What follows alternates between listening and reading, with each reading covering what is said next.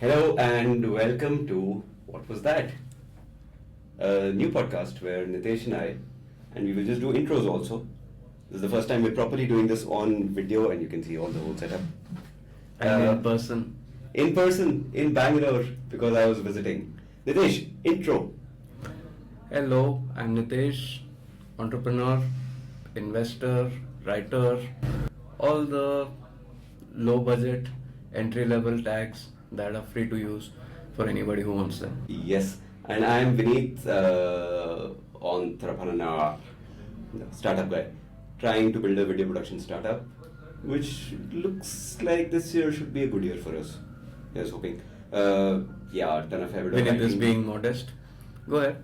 I am being modest because hopefully this will be a good year for us. So yeah, and why are we doing this podcast? This podcast is basically, there's a lot happening every week in the business world, in the tech world, and one of us focuses more on business, one of us focuses more on tech.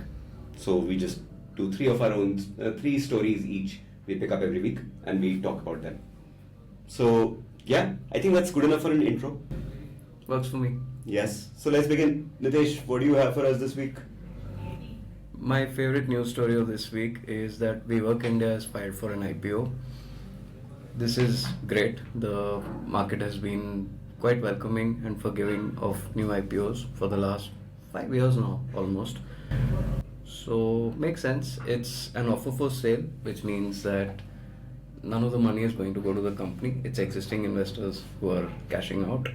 Embassy is a big shot construction group in Bangalore. They own about 76% of WeWork India. The rest is owned by one of the subsidiaries of WeWork. So they're doing an offer for sale. Embassy itself is not listed, so this is kind of their debut in equity markets. Although they do have a REIT, a real estate investment trust, and I'll leave it at that. So they have some market experience, but not a lot. So what's your take? What's the pricing like? No, that's not why I love this story.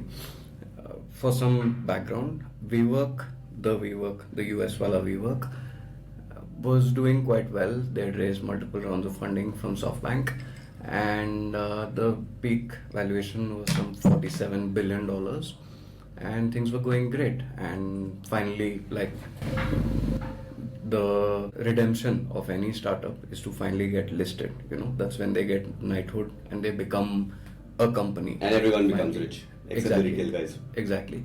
So WeWork US finally filed for an IPO. They call it an S1 filing in the US. And Adam Newman, the founder, the more charismatic founder, and his wife Rebecca took it on themselves to turn the S1 document into like propaganda, for want of a better word. Why? What's your problem with community adjusted EBITDA? You beat me to it.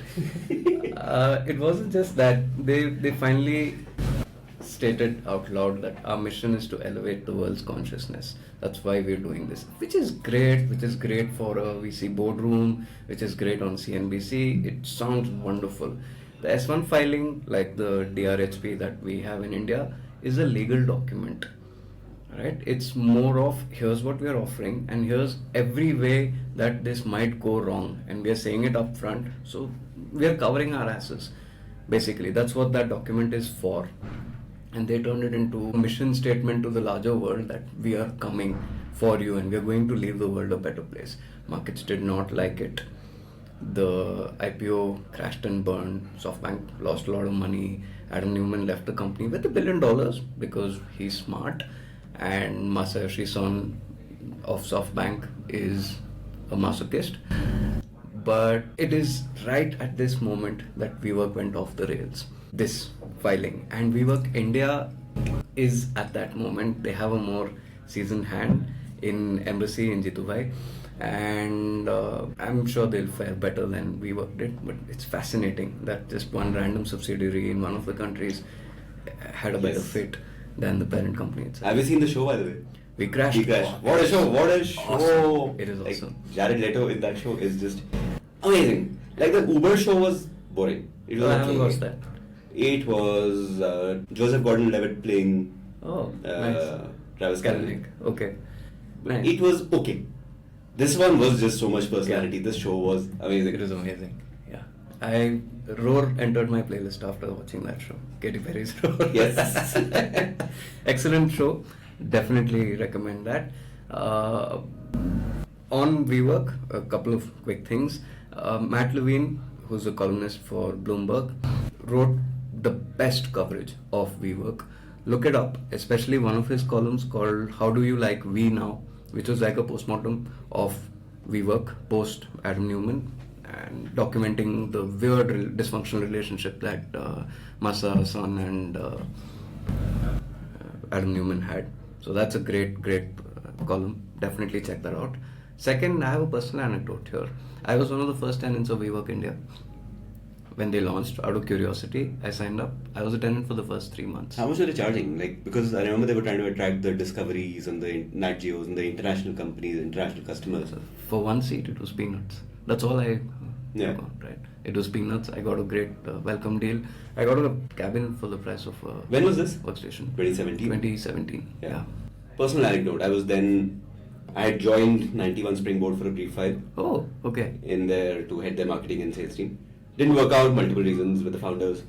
But we were watching WeWork very closely. Right. This is obviously when everyone in the industry was trying to build the tech valuations for what is a real estate meets hospitality play. Right.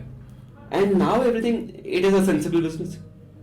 Like once you realize that, like the last episode of the show also, where the new guy comes in and he's like, look, this is a real business. Yeah. Let's make this a real business, forget all the fluff. And when you come back to the real business, then it makes sense. It's like 9-year leases and give out 1 month whatever with your margins, with your 10-20% margins on top, and then it suddenly starts making sense. But not at a 10x, 20x valuation. I think the model became at least operationally sensible after they started going after big clients. Yeah. That was the moment where things flipped, because even WeWork in India did not go after big clients in the beginning. They were pitching to the entrepreneurs, the handful of like if you have a 4-member team or a 5-member team, that was their core target audience. That's how they got me, and that was the tenant mix in the first 3 months at least when I was there. It was great because it was so new. At least once or twice a week, Karan Virwani was always there. He's the CEO, and Jitu Bhai, who's his dad and who's the founder of the Embassy Group. Oh, I did not know that. Is a billionaire many times over. Would come in like once a week or so. You'd know because his Range Rover would be parked outside, and we would all joke that every Friday our average net worth would go up quite a bit. Yeah, I had this running joke, like when I was staying in my last apartment complex, that I moved up because for the first 6 months I was parked next to a WagonR. Then suddenly I was parked next to a BMW. I'm like, I have been promoted in life. So that's it. I wish WeWork India all the best, and I hope that at least some people go back and watch the show or read Levine's columns, because it was a great moment in startup history, in business history, and just history in general. That's it. That's story number 1 for me. But yes, I would also agree, subscribe to Matt Levine's newsletter. He writes really well. He's the reason I got into finance. Oh wow. Story for another day. Yes, my first story. DeepSeek is now available on Krutrim Cloud. Clickbait headline. And Krutrim is the Indian AI being developed by Desi Elon Musk, or as Nitesh Bhai calls him, Misho Elon Musk, Bhavish Agarwal. In that sentence, where do you put air quotes? It's so confusing. I don't know. Where do you put air quotes? And I think they want we will do Sanskrit AI and whatnot, Indian modeling, Indian training data, data is the new oil, oil is the old data, something. He's been saying everything over the last 2 years. He's a master at buzzword bingo. No? He is a master at buzzword bingo, and he knows it works. Yeah. It absolutely works. So this news also was essentially just one tweet by the man and one massive send a press release out to everyone. So if I search for DeepSeek is now available on Krutrim Cloud, the first result is on Analytics India Mag. Now for my startup, basically you have to do backlinking, right, as part of search engine optimization. Right. So we also paid some firm, I don't know, this is illegal. This is not black hat, right? This is not black hat. No. You pay some firm and they put out press releases and some websites pick them up. You just described the PR industry. Pretty much. Yeah. Right. So, and the funny thing is we paid like 5,000 rupees. So, first result is Analytics India Mag, which was part of that list. Second result is CIOL. I don't even know what it stands for, but same, again, one of these PR thingies, they only exist for these purposes. Mm-hmm. And they appended, their headline says DeepSeek is now on Krutrim Cloud, driving AI growth in India. They added that themselves. I saw another one saying AI unicorn Krutrim AI. And AI unicorn? Is it a unicorn? Is it a separate entity? I have no idea. Yeah, and I don't think the yeah. VCs do either. It depends on which side of the bed our man woke up from. So people have realized that you can just say whatever and people will believe you. yeah. You never have to answer questions like, why did you say that when you knew it was not true? And of course, you learned that from the master, Mr. Elon Musk. Yeah. Yeah.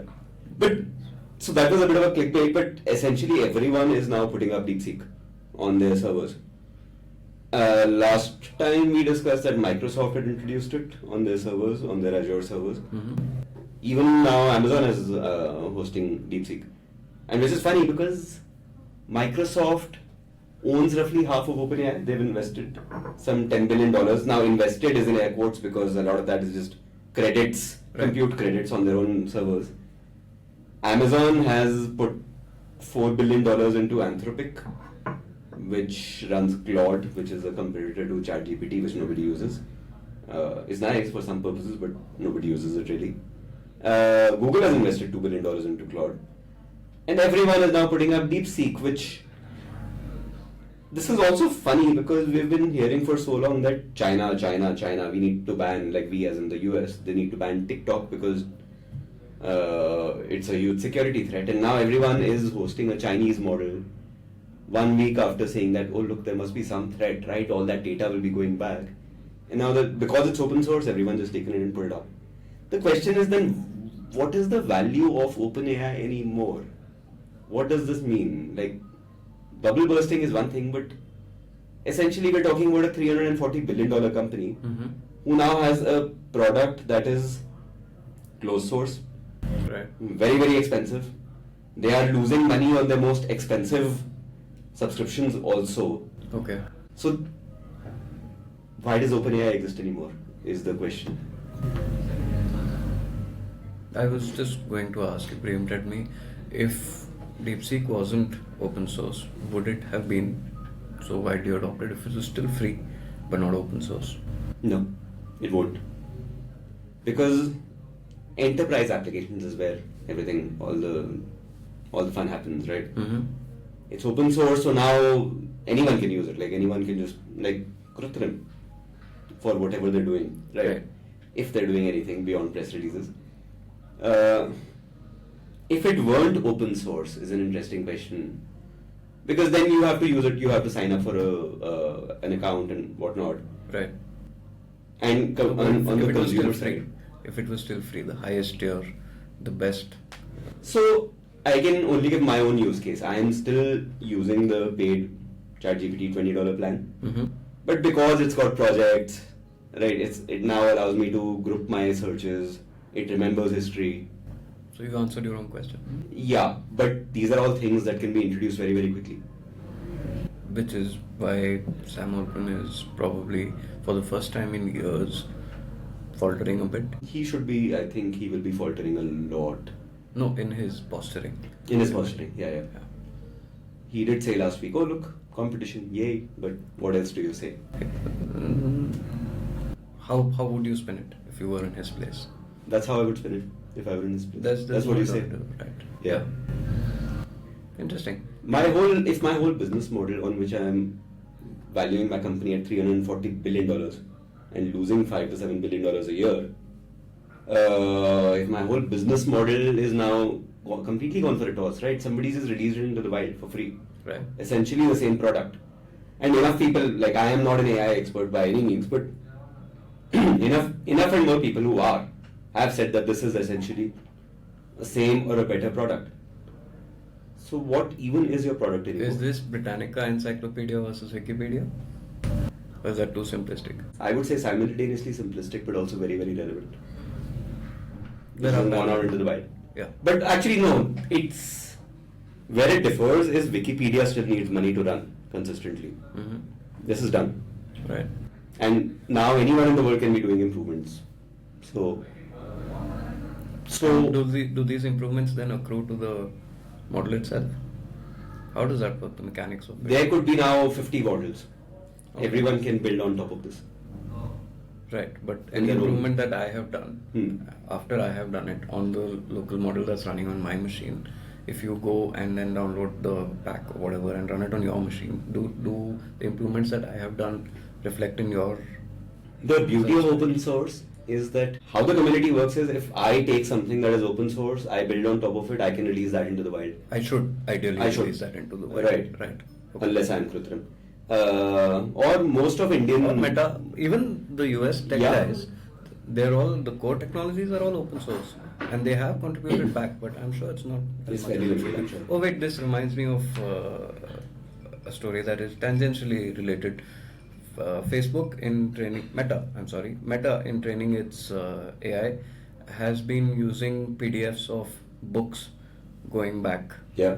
They're using torrents and the fuckers aren't seeding, Yeah. which tracks, you know. I mean, if It tracks. if you've never used torrents before, you're indulging in piracy, and the basic courtesy is that you seed again. You know, you also make the download that you have done available for other people to download. That's the way it works, and it's basic courtesy. And of course, Meta doesn't do that. And also just it's so egregious that the tech industry has been saying for years, oh no, you can't pirate, that's the worst thing ever. You should go to jail. When these companies themselves are pirating at mass scale, like everything in the world. Yeah. But yeah, so if you're good with open source, then you see, and then you release it back into the wild, and you say, okay, I've opened this part up, and somebody else can work on that, and everyone is building better models then. Right. So Sam Has that Altman. started to happen yet with DeepSeek? So this is still 2 weeks old, just 2 weeks old. Now Alibaba has a cheaper model out. Right. I saw this tweet that AI researchers at Stanford and the University of Washington say that they have trained an AI reasoning model for under $50 in cloud compute credits. Oof. Like I will release my own AI model next week trained on shoelaces and a microwave oven. This is the result of that, right? Like now training costs are drastically going down Right. immediately, and all these models will now be doing specific things. There could be an AI training model for real estate photography, like I don't know, right? Then the follow-up questions is Sam Altman going to become the next Adam Newman? Which is also perfect timing because SoftBank has just stepped into the game. Right.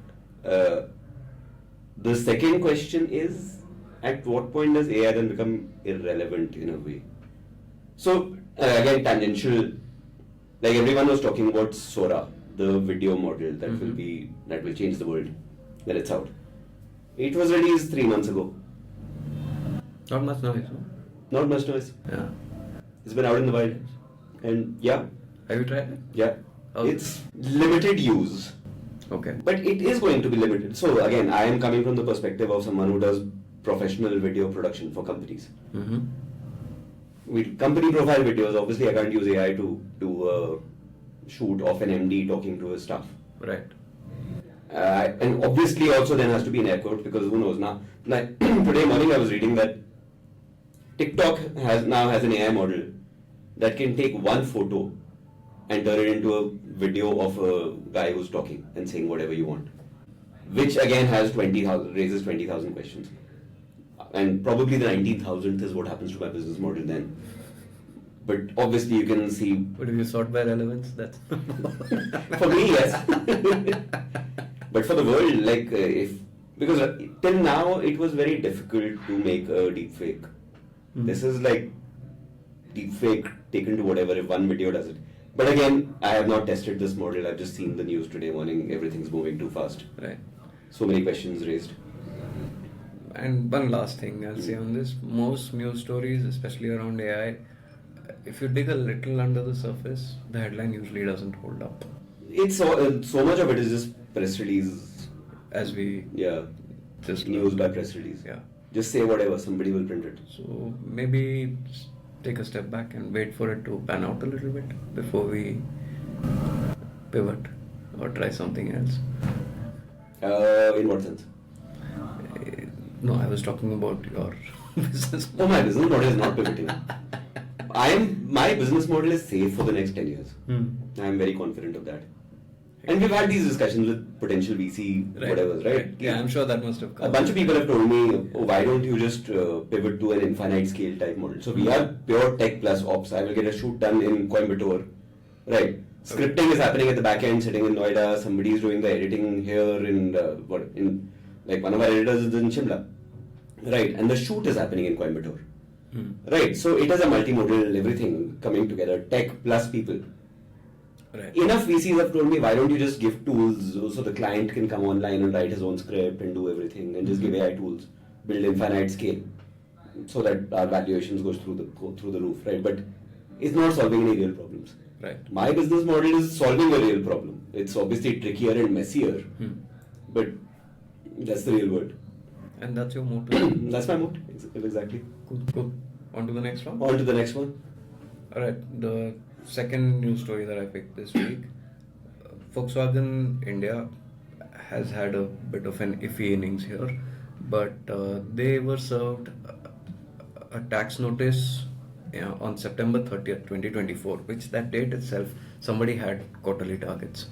Alright, they were served a tax notice of $1.36 billion. Wow. By the Indian authorities. This is a little intricate, but let's get into it. Most car parts, like if you have a car manufacturer, it's basically an assembly line, right? There are tens of thousands of components and everything comes together on the assembly line that Henry Ford pioneered, and that's how cars are made. Some of these parts are locally sourced, made in India. Some of them come, in Volkswagen's case, they come from Mexico and Germany and the Czech Republic for Skoda.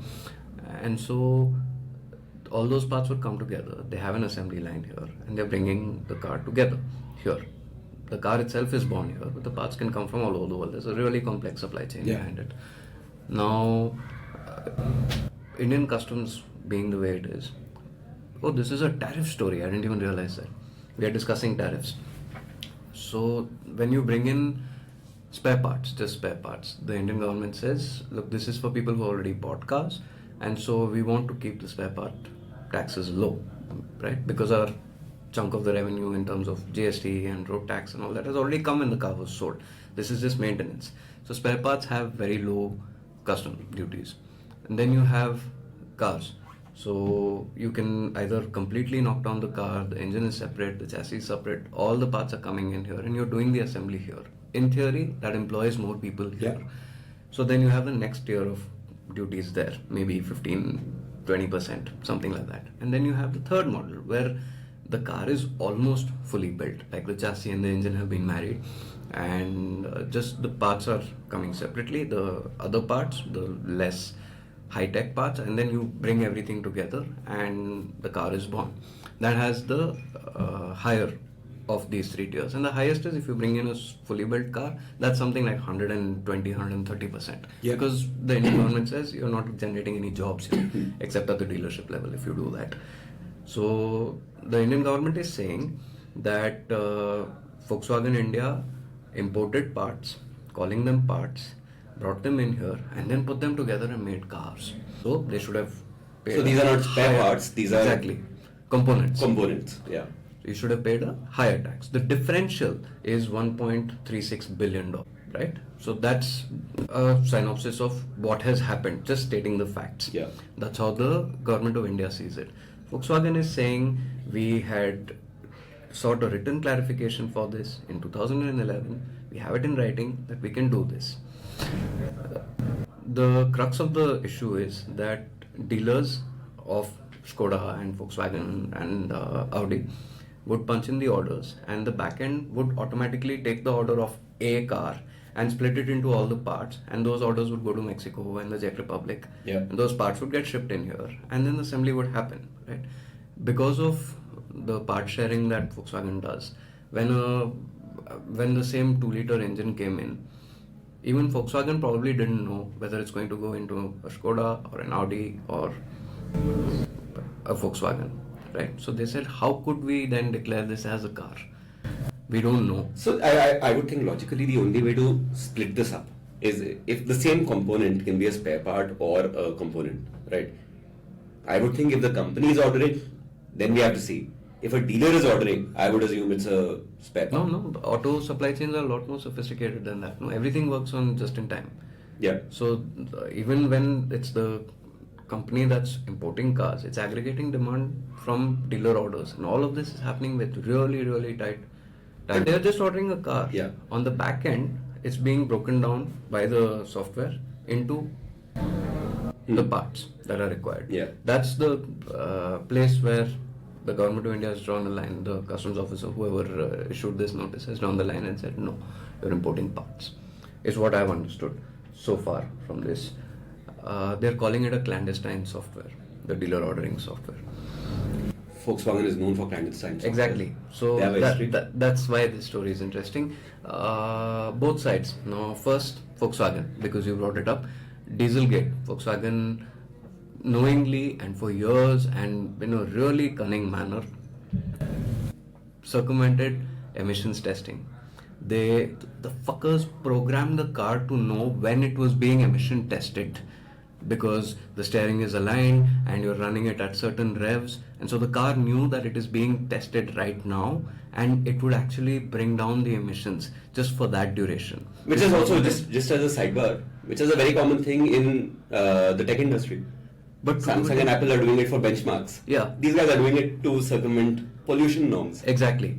And this was a good 10 years back. Yeah. So they knew what they were doing. It wasn't an accident. It probably went through multiple layers of approvals in a clandestine manner. And so Volkswagen's hands are not clean. They do not have a good track record on this. In the sense that if you tell somebody this has happened, most people would say, yeah, it tracks. It's the sort of thing that Volkswagen would be okay with. That's the image that they have. On the other side, the Indian government has been known to tax retrospectively. There are two very famous cases. Vodafone. Yes. Hutchison SR. Do you remember Hutch? Did you have Hutch in Delhi? Yeah. Okay. So Hutchison SR set up one of the first mobile networks in India, and then they said, no, this is not working. And so they sold their assets to Vodafone. While the assets were in India, the licenses were in India, the company itself was registered overseas. And so that transfer happened overseas, and they said, we are not liable to pay any taxes in India. The parent company has changed. The assets are still here. And the Indian government said, no, that's capital gains. You have to pay taxes on that. And that was the crux of the whole tax issue there, which they finally lost. They had to say, okay, we shouldn't do retrospective taxation. It was terrible for investors. Yeah. Investor sentiment, right? That how can the government just go back and tax you for something that happened years ago? That's retrospective taxation. Another case, Keynes India sold their mining assets to Vedanta, and same dynamics. They said, no, we will tax you retrospectively. That went into arbitration. Keynes India won, and the Indian government said, no, we're not going to pay. They threatened to seize Indian government's apartments in Paris. They threatened to seize Air India planes. What finally happened? I remember that was a big story 5 years ago. They paid off. The Indian government paid them back. Oh wow! So this was when? What year was this? 5-6 years ago? 2018 I should think. Yeah, if memory serves. So on both sides of the dispute, you have people with checkered pasts. And so it's interesting. Let's see how this plays out. And so retrospective taxation sounds like, one way of looking at it is things that have happened, we have now decided to tax you for that. The other is interpretation. That weren't taxable when you did that. That weren't taxable when you did them. Yeah. But tax law is also very, very confusing. So if the government says, look, what you did 3 years ago was actually supposed to be taxable, then is that retrospective taxation? It's not like one way is, okay, it was very clear. When you did this, if you sell this to this, you pay 18%. Now we are saying, oh, no, we should have paid 20. We have now decided that this should have been 28%. That is retrospective, clearly. Right? But if the government says, no, what you did does not fall under 18%, it falls under 28%. You're saying it's a matter of interpretation? Yes.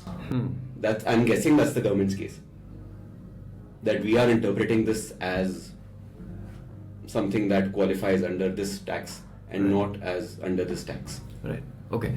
So how do you feel about this? At the same time, the government of India has also issued a notice to Kia for $155 million. Same circumstances for their Carnival MPV. That, even Kia did the same thing. So is this part of a larger pattern by automakers, or is this somebody trying to meet their targets? So I do, yes, in my head there's a default assumption that, okay, this 7-year window is closing for whom all just send out mass notices. And we'll see afterwards. Yeah. The problem is once you get that notice, even while you fight it, you have to deposit 20% of what you're liable for. So because I knew the first story would get long, my second story is going to be very, very quick. I have changed it. I was going to talk about Microsoft earnings. Right. But they're boring. It's like, yeah, we made a bunch more money. And AI. Here's like $50 billion for AI or something like that. So I found this interesting thread of a guy who decided to go through research papers searching for the term certainly, here's, which is a tell of ChatGPT starting to answer a thread. Right. And people just copy pasting the whole thing. So he found from Pakistan a research paper on plasma injection for shoulder function. So there is a university being referenced here, and university research that he's quoted in that study is like, certainly, here's a continuation for your manuscript based on your provided format and instructions. Verbatim. Nice. There is in India, there is steps in developing a bioherbicide research paper. Certainly, here's a more detailed explanation of the 3 essential stages. There is nanomaterial chemistry, which goes with certainly, here's a clearer and more descriptive rewrite of the text. The combination of nanomaterials represents a novel approach in the realm of advanced catalysts. That's either AI or an engineering student in a Viva saying a lot without saying anything. It's AI. But interestingly, so the inputs for ChatGPT, I believe, so this part of the, so New York Times has sued OpenAI for theft, plagiarism of their data as part of their training set. And I believe the 3 top sources for ChatGPT training were the US Patent Office, just because there's so many PDFs lying around. They are public documents. Documents. Wikipedia and the New York Times. Which is why words like craft, delve, realm just pop up so commonly across answers. That's the New York Times. That's the New York Times writing over 100 years. So that's my second story. I would keep it quick. Are there any other tells that you've noticed? So LinkedIn is an easy one. LinkedIn is now, like all social media is now AI talking to AI, like it's heading there, right? So LinkedIn, anytime I see a post with with 3 emojis or more, and that rocket ship launching emoji is a tell of LinkedIn AI at work, very, very clearly. Game changer. So I saw this Adobe tweet of this new product they're launching. Adobe is now trying to compete with Canva, because all their new announcements this year were about how to add. It's all ChatGPT, right? Eventually, because now they have really improved upon their object removal, which has been a part of Photoshop for 10 years now. Right. It's improved, but now they're calling it AI. It was always there, right? It's been there for 10 years. It's, of course, gotten much better and much easier. But this year's announcements were more like, okay, if you're trying to make a flyer in Photoshop, just click here, it'll give you text. Okay. Which is competing with Canva and just pulling from a ChatGPT type text, whatever, right? So this announcement on LinkedIn had like so many likes and so many whatever. And all the comments were like, oh, this is a game changer for marketers everywhere. marketers everywhere, this is a game changer for you. This is going to be an absolute game changer. That's a clear tell that all these answers are AI written. Like LinkedIn Premium gives you AI. And this says start writing with AI. Do you want AI help in writing whatever? Right. So game changer is an absolute tell for me. 3 emojis is a tell. I'm seeing a lot of that on Twitter also. Have you heard of the dead internet theory? That eventually it's all bots talking to bots. Yeah, pretty much. Getting there. Sad, no? Pretty sad. And the whole internet is just disappearing. Which was my favorite place in the world. Yeah. I remember the IRC days. Yeah. And people blogging just for the love of it. I feel so strongly about this that I actually wrote a newsletter. I don't know which tense to use. Just chronicling important moments of internet history. This happened and this happened. And about a month in, I realized that just linking to a certain YouTube video or a certain Reddit comment is not going to be enough. Yeah. Because it takes very little for that original media to just disappear. The Internet Archive is great. I started posting screenshots, links to Internet Archive, but even then, it hurt to see how much of what I remembered of the internet is no longer around. So one very clear example of that. A lot of photography forums, people used to use PhotoBucket for hosting images. Yeah. Now it's just dead. All those images are dead because PhotoBucket, I think the company is still alive, but they moved to this paid plan suddenly, and people's old images just completely disappeared. So now there's so many forums. Like I go search for, Acha, should I buy this lens? Sony 85mm like G Master lens, should I buy it? And people are like, oh, here's a photo I took of, this wedding and it's just dead PhotoBucket link. So yeah. Oh, one last thing then. Team BHP. Have you heard of it? India's largest auto forum. They've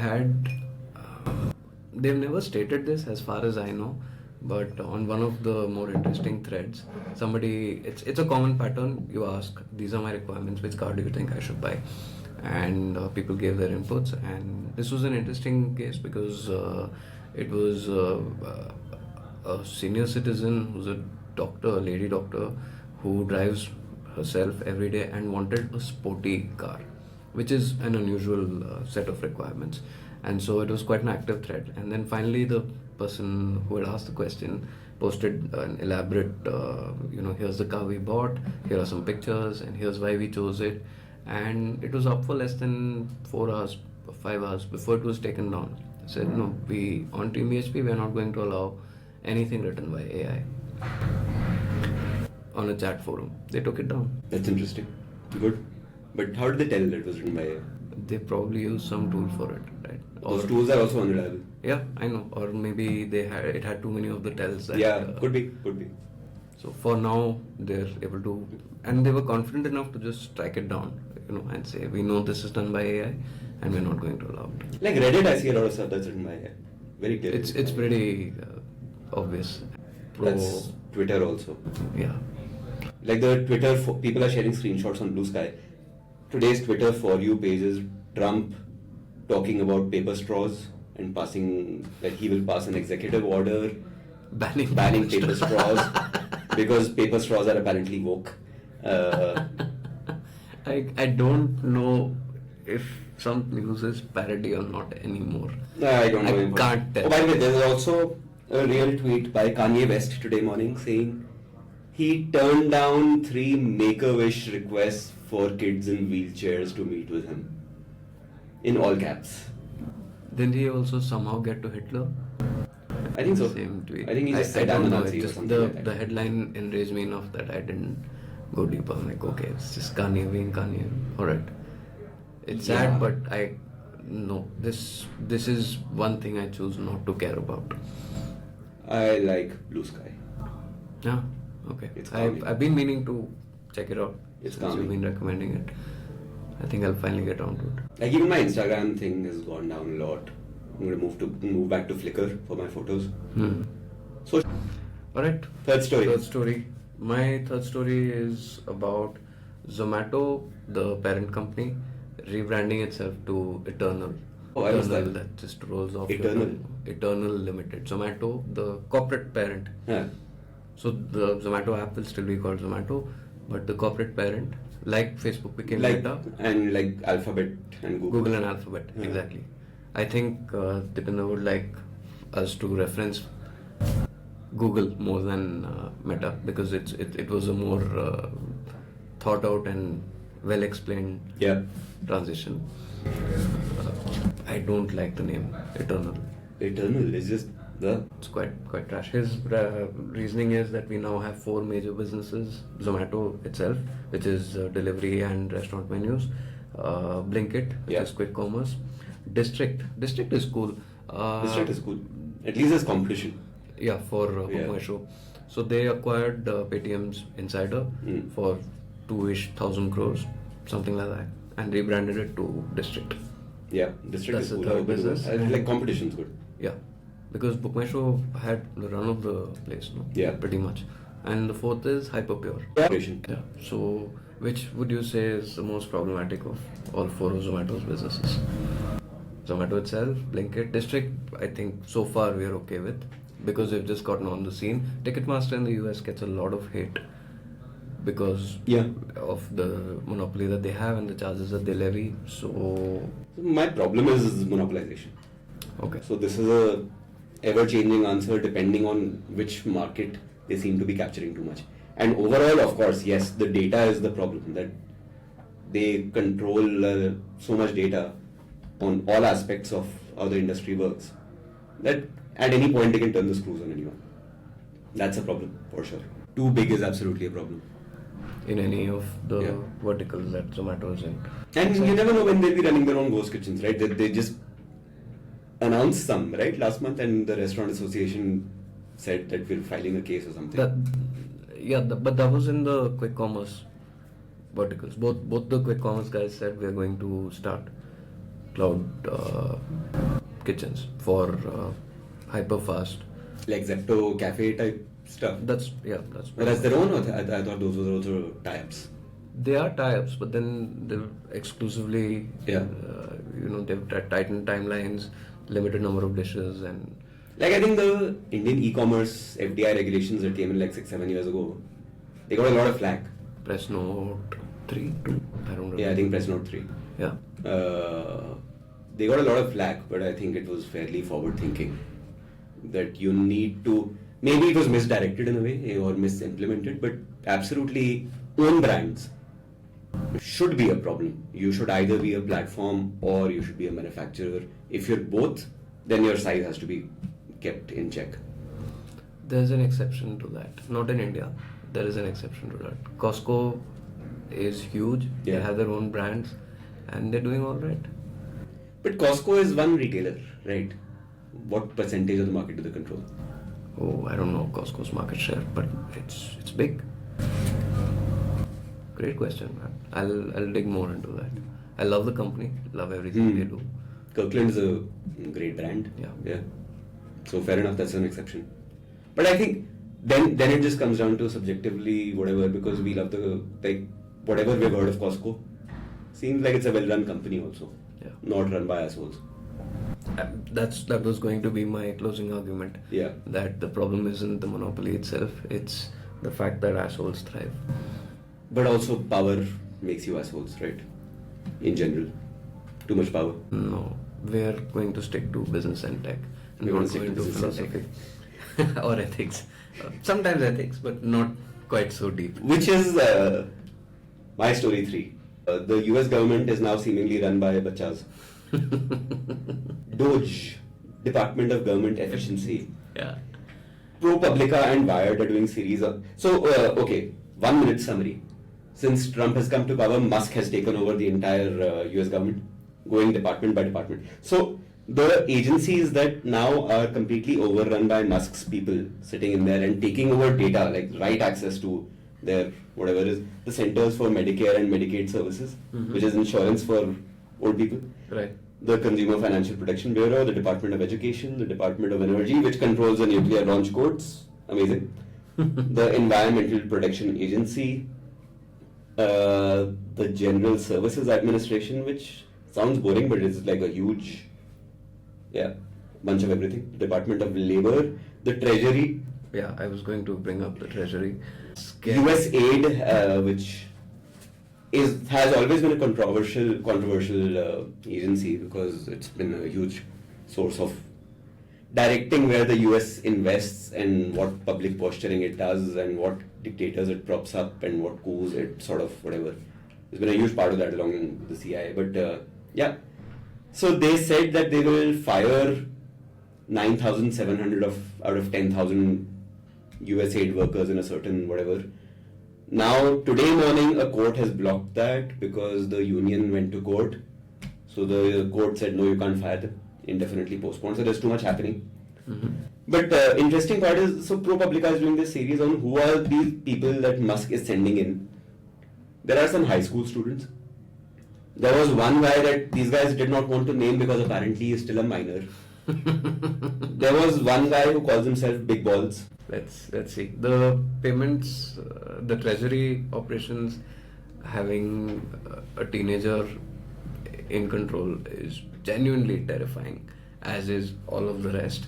But I don't think we realize just how much all of the global payment systems are dependent on the dollar, of course, Yeah. but the treasury itself, one way or another. US bonds are like the foundation of finances for many countries.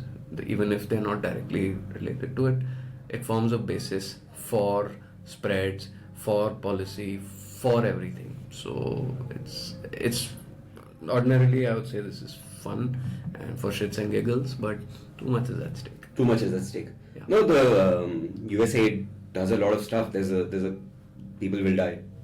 People will absolutely die in a lot of places. Let's see how it pans out.